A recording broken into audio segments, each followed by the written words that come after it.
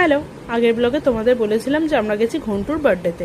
তো ঘন্টুর birthday blog আগে তোমরা যারা দেখোনি তারা গিয়ে প্লিজ দেখে এসো। আজ শেয়ার করবো সেখানে কি কি খেয়েছিলাম। তো প্রথমেই গিয়ে চিকেন পকোড়া খেলাম, আর একটু গলা ভেজানোর জন্য খেয়ে নিয়েছিলাম আম পান্না। আর জন্মদিন বাড়ি মানে তো ম্যান্ডেটারি হচ্ছে কেকটাও খেয়ে নিলাম। নিয়ে আমরা 9:30 নাগাদ 9:30 পৌনে 10টা নাগাদ খেতে বসে গেছিলাম, কারণ বীরকে নিয়ে ফেরার তাড়া ছিল সেই জন্য। এই যে দেখো 9:40 বাজে। আর এই যে আমাকে একটু টুক করে দেখিয়ে দিলাম কেমন লাগছে, তোমরা অবশ্যই জানিও। আর প্রথম পাতে পড়ে গেল নান আর চানা। নান চানাটা দিয়ে খুবই ভালো লাগছিল খেতে। আর বীরের বাবাকে একটু খাইয়ে দিতে হচ্ছিল, কেন কি বীরের বাবার হাতটা তখনও ঠিক হয়নি, এই যে ঝাল মশলাগুলো লাগলে অসুবিধা হতে পারে, তার জন্য আমি খাইয়ে দিচ্ছিলাম। এই করতে করতে পাতে পড়ে গেল ফিশ ফিঙ্গার। আমি 2টো ফিশ ফিঙ্গার নিয়েছিলাম, কারণ ফিশ ফিঙ্গার খেতে আমার বেশ ভালোই লাগে।